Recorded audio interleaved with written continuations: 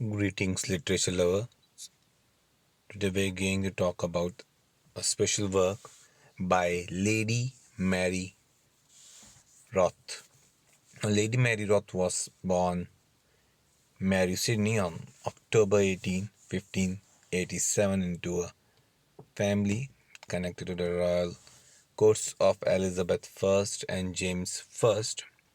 She was the daughter of Sir Robert Sidney, later Earl of Lancaster, and Lady Barbara Gamage.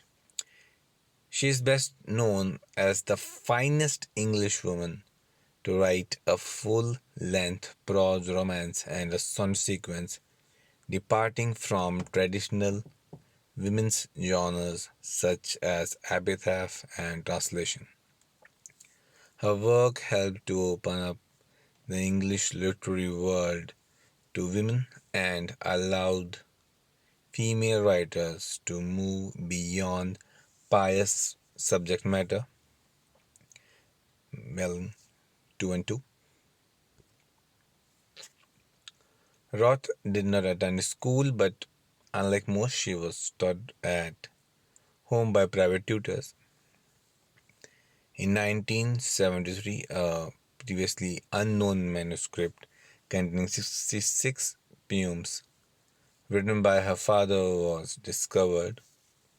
Roth was also heavily influenced by her father's literary siblings.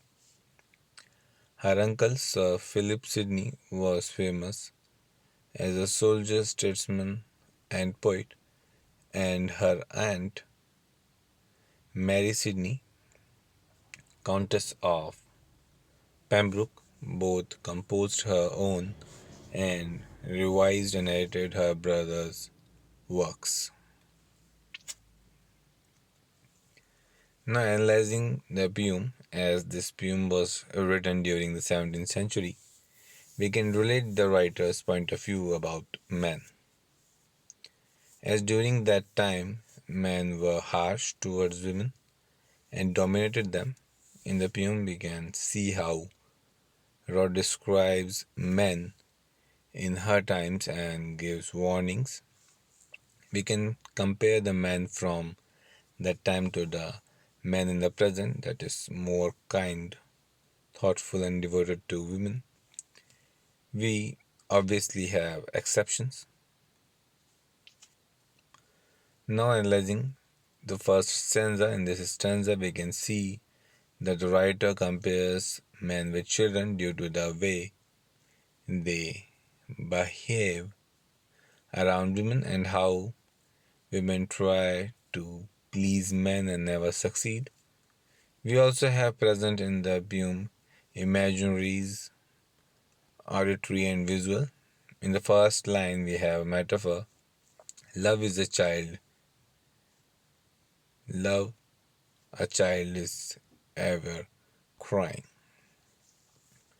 In the second stanza, we can see how Roth explains that men cannot be trusted because they are liars and cheaters. The writer, after giving some advices in the previous stanzas to the readers, in a sarcastic tone, she shows that if you let them gain you, you will fail as a woman. Here she is saying that man will always put up a fight and he will succeed. This is how they are. And they will never be able to please women. They could buy you gifts, but when you need a favor, they don't do it. Here we have metaphors that compare men with animals and show that their ways are difficult to change but not impossible, and difficult to take them out of your life. But once you do not let them back in it. Literary devices are crying, auditory, flying, visual. Fathers, metaphor, and wolves, metaphor. And throughout this poem, we can identify that the voice is a woman. The themes of the poem are love between men and women. Man actions, the tune is advising and warning and confident. In the perception of a Woman, the poem is a warning on how man can treat you, love you, and also gives some advice on how to act upon it. In the perspective of a man, this poem will make them feel attacked and will not accept the things said in this poem about them. And this is the vocabulary portion: crave, folly, and some of the lines: for, cousin, praise, flight, flatter, deceive, and some of the use of the words to get the clearer picture. That's all for today. Thanks for listening.